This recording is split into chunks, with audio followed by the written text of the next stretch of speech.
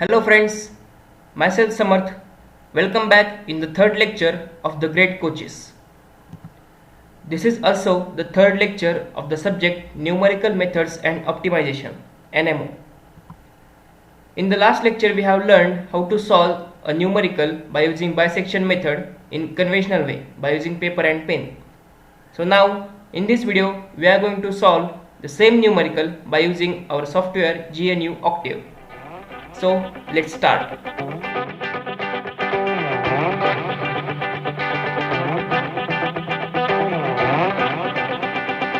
So now open GNU Octave software on your PC or laptop.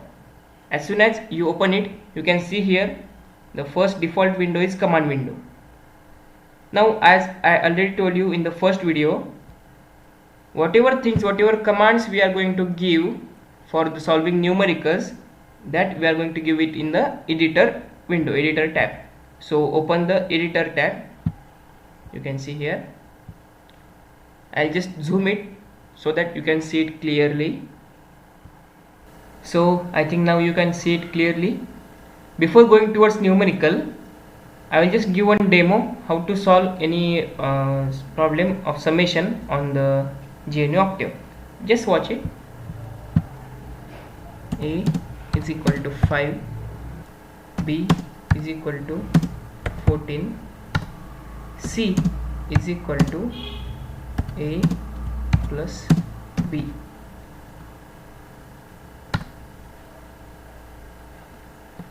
Now see here, the first important command for GNU Octave is, first instruction is, after ending of any row you have to give semicolon, like this. You can see here, after ending of any row you have to give the semicolon. Okay, this is very important command. If you don't give semicolon, your program will not run, you will not get the desired value. Now second instruction is,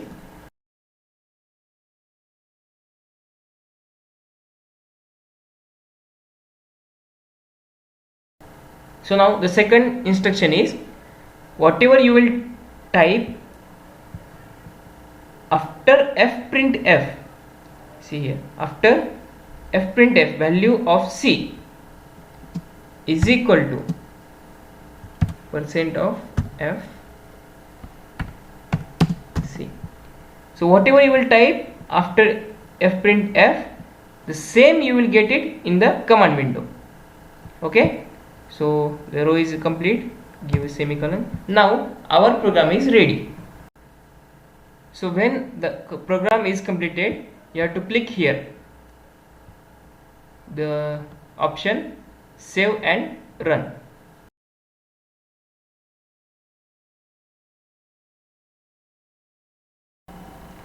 So now we have saved it. Now before going to command window, first click again on save file and run, and then here is command window, click on command window. See, you got the answer 19. So we got our answer. What was our sum? Our sum was 5 plus 14. See, A is equal to 5, B is equal to 14, C is equal to A plus B. So 5 plus 14, 19. Now we'll change the sign. Now we'll find answer for A minus B. Save file and run. See, we got the value 9, minus 9. 5 minus 14. Got it? So this was the sum in which we gave the value of our input in the program. Now we will see another sum in which we will not give the value in the program, but we will give it in the command window. Now see here, just wait. See here, A is equal to input. I have not given the value of the A here. You can see it. Value of the A is not written over here, but just I have used the command input. Okay, input command I have used, means this value we have to give in the command window. म्हणजे काय, जर आपल्याला value दुसऱ्या कोणत्या टाकायच्या असतील, ज्या आपण डायरेक्ट कमांड विंडोमध्ये टाकू शकतो, एकापेक्षा जास्त व्हॅल्यू टाकायची असेल तर आपण ही कमांड वापरतो. So we'll see, save file and run. See here, now we have to give the value of a. I'll give the value of a is 13, enter. B is equal to 14, enter. C, we got the value of C is equal to 27. What was our command? Input A is equal to input B is equal to C is equal to A plus B. Now we'll change the sign here. The summation multiplication sign, and now again save and run. Now see command window. A is equal to 15, B is equal to 8, 120. 15 into 8, 120. Now I think you have got it. So just this is the trial. We are not going to supposed to do it in the NMO. Now we will solve the numerical of bisection method. So this was our numerical, which we have solved in the previous video. Minus 0.9 x square plus 1.7 x plus 2.5 is equal to 0. So now we are going to program for this in Octave. First of all, we need to see, we need to go through the flow chart. जसं ह्या flow chart मध्ये दिलेलं आहे तसंच आपल्याला इकडं या same ह्या एडिटर हे विंडो मध्ये करावं लागणार आहे. पहिल्यांदा दिला आहे आपल्याला स्टार्ट. मग जेव्हा आपल्याला बायसेक्शन मेथडचा प्रॉब्लेम या ऑक्टेव्ह मध्ये प्रोग्राम करायचा असेल तेव्हा दिलेला प्रॉब्लेम, दिलेला इक्वेशन, दिलेलं फंक्शन आपल्याला आधी इथं मेन्शन करावं लागणार. जसं की इथे दिले define f of x is equal to 0, the given equation. दिलेलं फंक्शन काय आपल्याला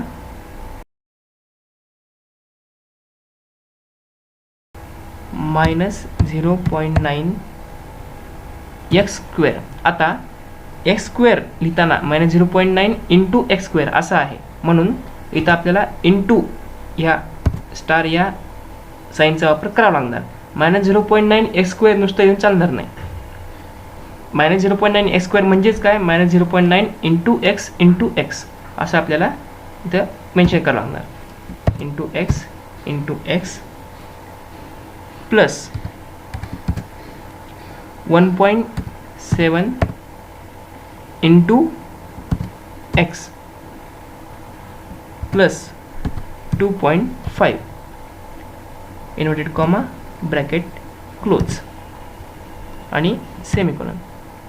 As I already told you, without semicolon the program will not run, it will show a syntax error. So now second step, second is read x0, x1 and n. So now we have to give the value what is x0, what is x1 and what is n.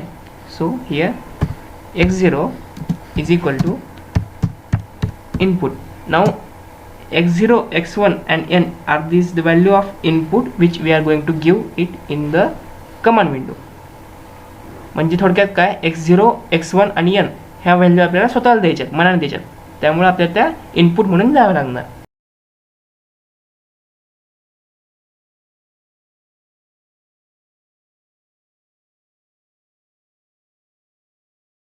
जसं मी तुम्हाला आधीच म्हणलं होतं की जेव्हा bracket आणि inverted कॉमाच्या मध्ये आपण काही लिहू इनपुट म्हणून, तेव्हा ते जसंच्या तसं इकडं प्रिंट होईल कमांड विंडोमध्ये, बरोबर आहे.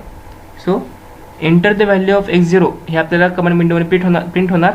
त्यासमोर आपल्याला x0ची व्हॅल्यू द्यावी लागणार. ते कसं आपण पुढे गेल्यावर बघू हळूहळू. नाव x1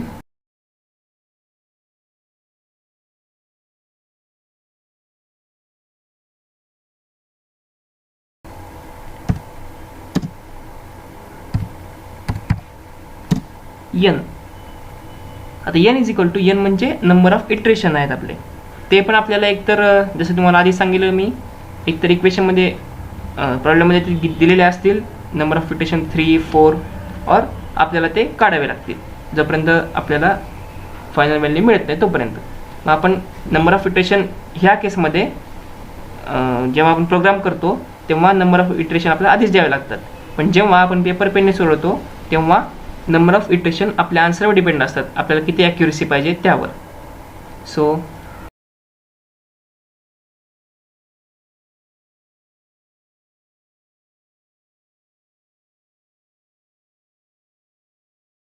सो 2 स्टेप आपल्या इथे झाल्या. Define F of X, read x0 x1 n. आता y0 is equal to F of x0 आणि y1 is equal to F of x1 ही आपल्याकडे एक नवीन टर्म आली आहे जी आपल्याला मागच्या व्हिडिओमध्ये नव्हती जेव्हा आपण हा प्रॉब्लेम पेपर पेनने सोडवतो तेव्हा. आता हे असं का केलं आपण? x0 ची व्हॅल्यू जेव्हा आपण या इक्वेशनमध्ये टाकू, x0 ची व्हॅल्यू जेव्हा आपण या इक्वेशनमध्ये टाकू तेव्हा जे एफ ऑफ x0 हे इक्वेशन येईल त्याला आपण y0 असं कन्सिडर करू. थोडक्यात काय तर समजा आपल्याला एफ ऑफ एक्सची व्हॅल्यू दिली आहे 2x, राईट. तर जेव्हा x0 ची व्हॅल्यू आपण 1 टाकू तेव्हा एफ ऑफ x0 ची व्हॅल्यू काय येणार? 2 येणार. मग हे 2 जे आहे ते आपलं y0 आहे, बरोबर. आणि जेव्हा x1 ची व्हॅल्यू आपण समजा 2 टाकली तर एफ ऑफ x1 जे आहे ते काय येणार? 4 येणार, राईट. जर F of X is equal to 2x असेल तर x0 ची व्हॅल्यू 1 टाकल्यावर आपल्याला एफ ऑफ x0 ची व्हॅल्यू 2 मिळणार आणि x1 ची व्हॅल्यू 2 टाकल्यावर आपल्याला एफ ऑफ x1 ची व्हॅल्यू 4 मिळणार. तर हे 2 जे आहे ते y0 आणि 4 जे आहे ते y1. कळालं? इथपर्यंत कळालं? तसंच आता इथं एफ ऑफ एक्सची व्हॅल्यू जी आहे ती आपली ही आहे -0.9x² + 1.7x + 2.5 ही. जेव्हा x0 आणि x1 आपण जे कन्सिडर करणार आहोत त्याची व्हॅल्यू जेव्हा आपण टाकू तेव्हा एफ ऑफ x0 जे येईल त्याला आपण y0 म्हणणार आणि एफ ऑफ x1 जे येईल त्याला आपण y1 म्हणणार. हे आपल्याला ह्या सिस्टीममध्ये सॉफ्टवेअरला सांगावं लागणार. त्यासाठी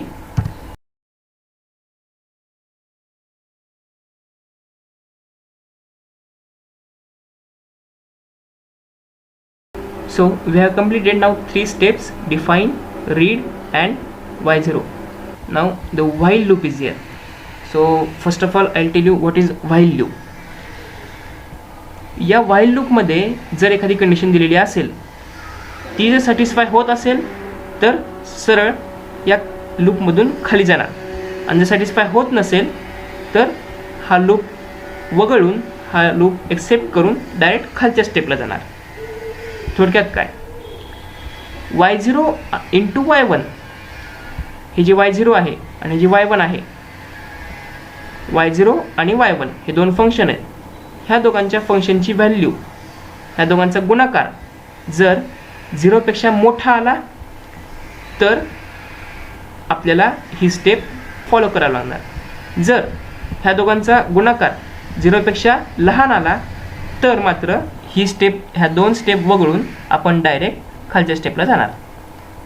ही आहे आपली कॉन्व्हर्जन्स कंडिशन. कॉन्व्हर्जन्स कंडिशनसाठी आपण व्हाईल लूप वापरतो. F of x0 into F of x1 should be less than or equal to 0 हे आपल्याला पाहिजे. म्हणजे एफ ऑफ x0 आणि एफ ऑफ x1 चा गुणाकार आपल्याला 0 पेक्षा कमी पाहिजे. Here we have written while y0 into y1 greater than 0 means we want that this condition should not satisfy. The condition in the while loop should not satisfy. So that here is written no means if this condition does not satisfy then this loop will be cancelled and it will go in the next step, that is for loop. आणि जर समजा y0 into y1 0 पेक्षा मोठा आला, suppose y0 into y1 is greater than 0, then yes, read again x0 and x1, y0 is equal to f of x0, y1 is equal to f of x1 and again this will transfer into this loop. म्हणजे जर ही condition satisfy झाली तर हे परत फिरणार आणि इथंच येणार आणि नाही झाली तर पुढे जाणार. म्हणून व्हाईल लूपमध्ये जे आपल्याला पाहिजे त्याच्या उलटं लिहायचं. y0 into y1 should be less than or equal to 0 आपल्याला पाहिजे, म्हणून आपण इथे लिहिलं काय, greater than equal to 0, greater than 0. So no will go forward and yes will repeat in the loop. म्हणजे y0 इंटू y1 जर 0पेक्षा मोठा आला तर आपल्याला x0 आणि x1ची व्हॅल्यू बदलावं लागेल. रीड म्हणजे काय, परत व्हॅल्यू बदलावं लागेल. x0 आणि x1 दुसरे द्यावे लागतील, जेणेकरून y0 आणि y1ची व्हॅल्यू त्यांच्या मल्टिप्लिकेशनची व्हॅल्यू 0पेक्षा छोटी येईल. आणि 0पेक्षा छोटी आली, निगेटिव्ह व्हॅल्यू आली की नो म्हणून ते सरळ पुढे जाईल आणि नेक्स्ट स्टेपला जाईल. कळालं इथपर्यंत? सो व्हाईलची व्हॅल्यू आपल्याला द्यावं लागणार. व्हाईल लिहिताना जी कंडिशन आपल्याला पाहिजे जसे तसे लिहायचे. y0 into y1 should be greater than 0. Now we have to write the steps which are in the loop. So if y0 into y1 is greater than 0, then again we have to give the value for x0. So I will copy these two steps.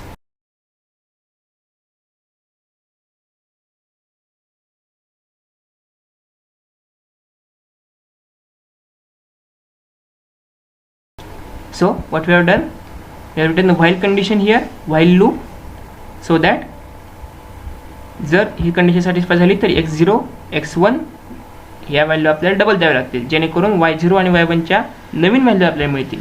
म्हणजे जर ही condition satisfy झाली तर x0 आणि x1ची value आपल्याला double द्यावी लागेल, जेणेकरून y0 आणि y1ची नवीन व्हॅल्यू आपल्याला मिळेल. त्या नवीन व्हॅल्यूने परत हे इकडे जाणार, चेक होणार. If y0 into y1 is greater than 0, if it is greater than 0 then again it will move in the loop, and if it is less than 0 then the loop will be cancelled and this all value will transfer forward in the next step. So this is the while. After this we have to end the while loop. Always remember, whenever you write if loop or while loop, don't forget to write the end here. It means that while loop is ended here. Now the next step. What is the next step? Next step is for I is equal to 1 as to 1 as to n. म्हणजे काय, आपल्याला इथं iteration आता carry होणार. म्हणजे काय, आता इथं ऑपरेशन्स ऑफ इटरेशन होणार. So now we have two values y0 and y1 for x0 and x1. These two value we have. Now what is our iterative formula? x2 is equal to x0 plus x1 upon 2. So for iteration number 1, I is equal to 1. Okay, see, this is the 1 means the value of iteration 1. I is equal to 1, iteration number 1. Yes, iteration number 1 ला yes होणार. For yes, x2 is equal to x0 plus x1 upon 2. y2 is equal to f of x2. हे automatic function x2 ची value फंक्शनमध्ये टाकून y2 ची value आपल्याला मिळेल. So now we got the value of x2 here from iteration number 1, x0 plus x1 upon 2 and value of y2 by putting the value of x2 in the given equation. आता हे बघा, आपण जेव्हा equation solve केलं होतं हे, तेव्हा ही आपल्याला x2 ची व्हॅल्यू मिळाली होती, जे आपण f of x2 मध्ये टाकून y2 ची व्हॅल्यू मिळवली. आता again now we have to check the convergence condition again here, that which value among y1 and y0 will go forward with y2. कळालं? म्हणजे ह्या f of x2 च्या value सोबत, f of x2 म्हणजे y2 आहे, don't be confuse. f of x2 म्हणजे y2, f of x1 म्हणजे y1 आणि f of x0 is equal to y0. म्हणजे ही व्हॅल्यू तर पुढे जाणारच आहे आपली. f of x2 ची व्हॅल्यू जी आहे ती आपली व्हॅल्यू पुढे जाणारच आहे, पण सोबत f of x0 ची व्हॅल्यू जाणार का f of x1 ची व्हॅल्यू जाणार ते आपण चेक करणार. त्यासाठी काय आपल्याला इफ लूप वापरावं लागेल. म्हणजे y2 सोबत जाणारच, पण y2 सोबत कोणता, y0 जाणार का y1 जाणार ते आपल्याला समजायचे. If y0 into y2 is less than or equal to 0, आपल्याला काय पाहिजे, कोणते असे दोन फंक्शन पाहिजेत ज्याचा गुणाकार 0 पेक्षा कमी येईल. y2 तर आपल्याला घ्यावाच लागणार आहे कसंही, बरोबर आहे. y2 आपल्याला कसंही घ्यावाच लागणार आहे, सोबत y0 घ्यायचा का y1 घ्यायचा हे आपल्याला इथं इफ लूपमध्ये कळणार. समजा y0 इंटू y2 ह्या दोघांचा गुणाकार लेस दॅन ऑर इक्वल टू 0 आला म्हणजे आपली कॉन्व्हर्जन्स कंडिशन सॅटिस्फाय झाली. तर येस मध्ये जाणार. मग S2ची व्हॅल्यू जी आहे ती x1 ने रिप्लेस होणार. बघा लक्षपूर्वक बघा, y0 इंटू y2 या दोघांचा गुणाकार 0पेक्षा कमी आला म्हणजे काय, या दोघांमुळे आपलं कॉन्व्हर्जन्स कंडिशन सॅटिस्फाय झाली. म्हणजे x2 y2 म्हणजे काय f ऑफ x2 आणि f ऑफ x0 y0 म्हणजे f of x0 f of x2 आणि f ऑफ x0 म्हणजे x2 आणि x0 ह्यासोबत आपल्याला पुढे जायचं आहे. पण आता इथं ह्या एडिटर विंडोमध्ये बघा कुठे आपल्याला x2 दिलेला आहे का, नाही, x0 दिलेला आहे आणि x1 दिलेला आहे. म्हणून x2ला जे आहे आपल्याला x1 सोबत रिप्लेस करावं लागणार. म्हणून असं इथे लिहिलं आहे मी x2 is equal to x1. म्हणजे इथून पुढं ह्या कंडिशन नंतर x2 ची व्हॅल्यू x1 म्हणून ट्रीट केली जाणार आणि y1 ची व्हॅल्यू f ऑफ x2 म्हणून ट्रीट केली जाणार. इथे बघा x2 आपला काय होता 2.9, f of x0 into f of x2 less than equal to 0 आलं. म्हणून आपण पुढे कशासोबत गेलो 2.9 आणि 2.8 बरोबर आहे. x2 आपला 2.9 आणि x0 आपला होता 2.8 x0 2.8 राईट. सो आपण इटरेशन नंबर 2 मध्ये x2 आणि x0 घेतलं. पण इथे x2 x3 x4 आपण देऊ शकतो जेव्हा आपण इक्वेशन कॉन्व्हेन्शन मेथडने सॉल्व्ह करतोय. पण इथे जेव्हा आपण सॉफ्टवेअर यूज करतो तेव्हा आपल्याला x0 आणि x1 या दोनच व्हेरिएबल्ससोबत खेळावं लागतं. त्यामुळे आता x0 ची व्हॅल्यू आपण बदलू शकत नाही. y0 तसं पुढे जाणारच आहे म्हणजे f ऑफ x0 पुढे जाणारच आहे. x0 ते x0च राहील. पण x2ला जे आहे आपण x1 करणार बरोबर आहे. आपल्याला दोनच पाहिजेत व्हेरिएबल x0 आणि x1 पाहिजे. x0 आपल्याला इथे मिळालं का, कारण हे दोघांची कंडिशन सॅटिस्फाय झाली म्हणून x0 आपल्याला घ्यायला लागणार आणि x2 आपल्याला घ्यायला लागणार. पण जेव्हा आपण x0 घेतो तेव्हा x0 हे x0 म्हणूनच घेतो पण x2 हे x1 म्हणून घेतो का, कारण सॉफ्टवेअरला x0 आणि x1 ह्या दोनच व्हॅल्यू कळतात. मग x0ला आपण x0 म्हणून घेतलं आणि x2ला आपण x1 म्हणून घेतलं. So we have written here x2 is equal to x1 आणि y1 is equal to f of x2. So आता आपल्याला x0 आणि x1 ची नवीन व्हॅल्यू मिळाली. x0 ची व्हॅल्यू 30 राहिली आणि x2 ची व्हॅल्यू x1 म्हणून पुढे गेली. हे आता गेली पुन्हा सेकंड इक्वेशनमध्ये. पुन्हा i इज इक्वल टू 1:1. पहिली इक्वेशन संपलं 1:1 म्हणजे काय इक्वेशन नंबर 2. आता परत हे पुढे जाणार. येस पुन्हा x2 ची व्हॅल्यू नवीन मिळणार x0 प्लस x1 अपॉन 2. परत y2 ची व्हॅल्यू नवीन मिळणार आणि परत हे पुन्हा इफ लूपमध्ये फॉरवर्ड होणार. आता if y0 into y2 is less than or equal to 0 असेल तर येसमध्ये जाईल. नसेल समजा आता आपण नसेल नोची केस ट्राय करून बघू. If y0 into y2 is not less than or equal to 0 म्हणजे काय, आता y2 आपल्याला पुढे जाणारच आहे. y2 तर आपल्याला कसे घ्यावंच लागणार. मग सोबत y0 घ्यायचं का y1 घ्यायचं ते आपण बघणार आहोत right. y0 into y2 is not less than or equal to 0 म्हणजे काय, no is not less than equal to 0 म्हणजे काय y1 आहे. ह्या दोघांपैकी कोणतरी एक असणार आहे y0 किंवा y1. ह्या दोघांपैकी एकाचा गुणाकार y2 सोबत 0पेक्षा कमी येणार. परत सांगतो y0 किंवा y1 ह्या दोघांपैकी एकाचा गुणाकार कोणासोबत y2 सोबत काय होणार, कमी होणार. कितीनी, 0पेक्षा कमी. आता y0 इंटू y2 ह्या दोघांचा गुणाकार 0पेक्षा कमी नाही म्हणजे काय, नो म्हणजे कोणाचा असणार y1 आणि इंटू y2.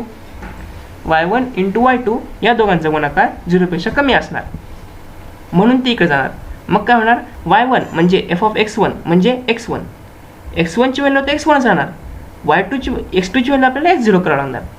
मागच्या आपण कसं केलं होतं, इथे काय होतं मागच्या येस कंडिशनमध्ये कसं होतं, x0 ची व्हॅल्यू x0 राहणार पण x2 ची व्हॅल्यू ही x1 म्हणून होणार. आता इकडे कसं आहे, x1 ची व्हॅल्यू x1 राहणार पण x2 ची व्हॅल्यू x0 होणार. सेम ह्याच्या ऑपोजिट, ह्याच्या पूर्ण ऑपोजिट.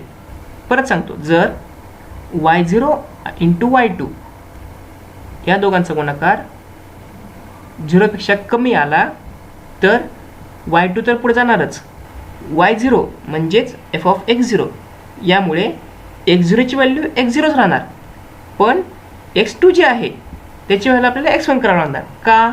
कारण या सॉफ्टवेअरमध्ये x0 आणि x1 हे दोनच व्हॅल्यू आपण इनपुट म्हणून दिलेल्या आहेत. आता इकडे जर y0 इंटू y2 ह्या दोघांचा गुणाकार 0पेक्षा कमी आला नाही, म्हणजेच काय, y1 आणि y2 या दोघांचा गुणाकार 0पेक्षा कमी येणार, म्हणजेच काय, x1 y1 तर पुढे जाणारच आहे, म्हणून x1 आपल्याला x1च ठेवायचे, पण x2 जे आहे त्याला आपण x0 करणार.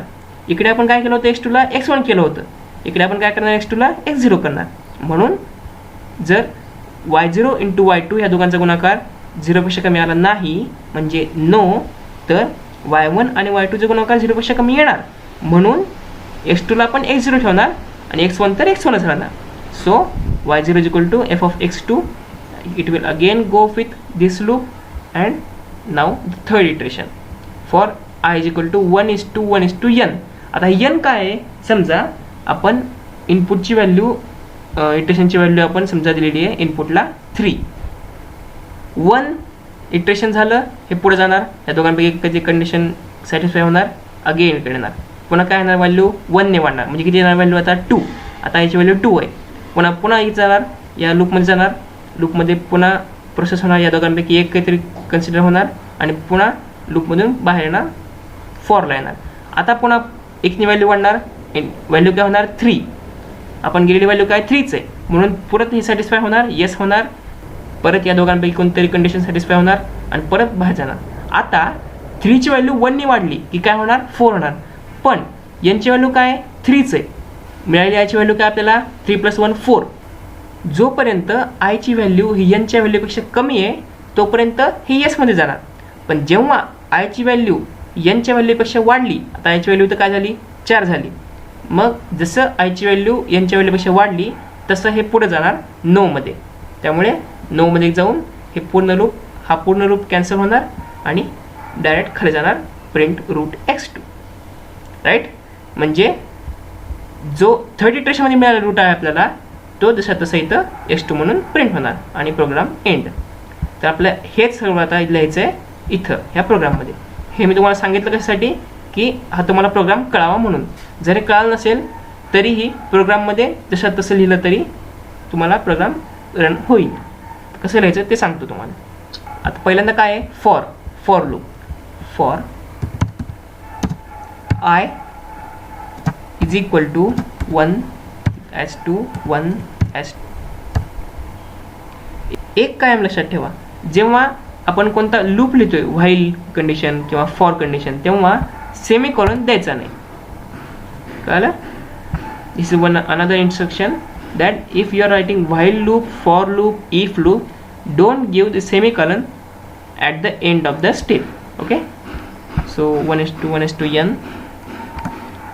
So now x2 iterative formula, x2 is equal to bracket x0 plus x1 bracket close upon 2 semicolon enter. y2 is equal to f of x2, right, semicolon enter. आता if loop, if y0 into y2 less than 0, then x1 is equal to x2, y1 is equal to f of x1, x2.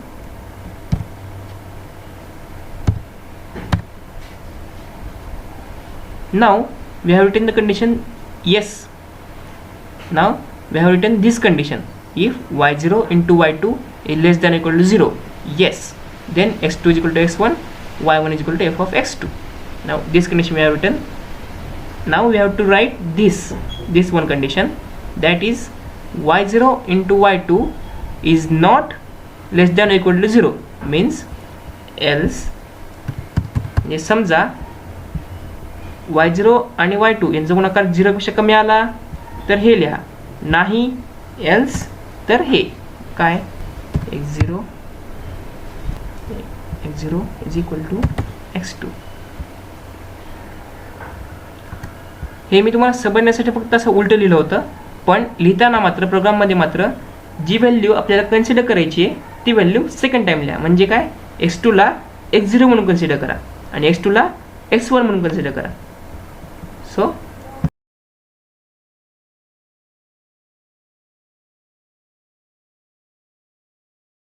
So here our if loop is end, right? आता मी दोन end का लिहिलेत, हे जे end आहे ते end if आहे आणि हे जे एंड आहे ते एंड फॉर आहे. जेवढे लूप आपण ओपन करणार तेवढे लूप आपल्याला क्लोज पण करावे लागतील. ठीक आहे. So now the final step, F print F. त्यामुळे आता लास्ट इटरेशनमधून समजा आता इटरेशन नंबर 3 झालं आपलं, इटरेशन नंबर 4ला हे पुढे जाणार नाही, येसमध्ये जाणार नाही.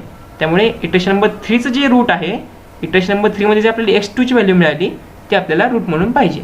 So F print F.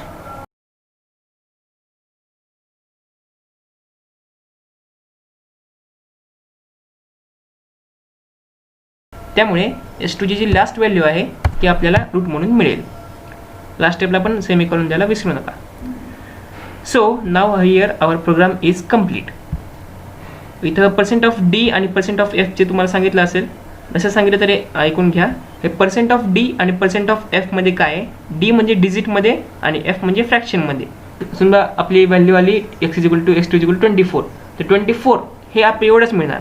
पण पर्सेंट ऑफ एफ लिहिला आपण तर 24.0000 असं मिळणार. थोडक्यात आपल्याला ते फ्रॅक्शन आणि डिजिटमध्ये फरक होणार, पॉईंटच्या पुढे व्हॅल्यू आपल्याला मिळतील. So this is our whole programme.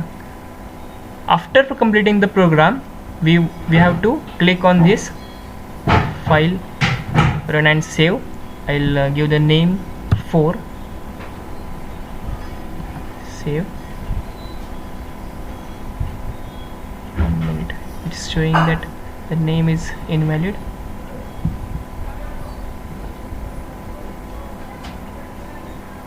I think the program has saved, and now we have to go in the command window. So value of the x0. So when we solved this numerical in the last video in the by convention method, that time we had given the value of x0 is equal to 2.8, right? And x1 is equal to 3.0. Sorry, when number of iteration is 3. So that time we got the answer. We'll see.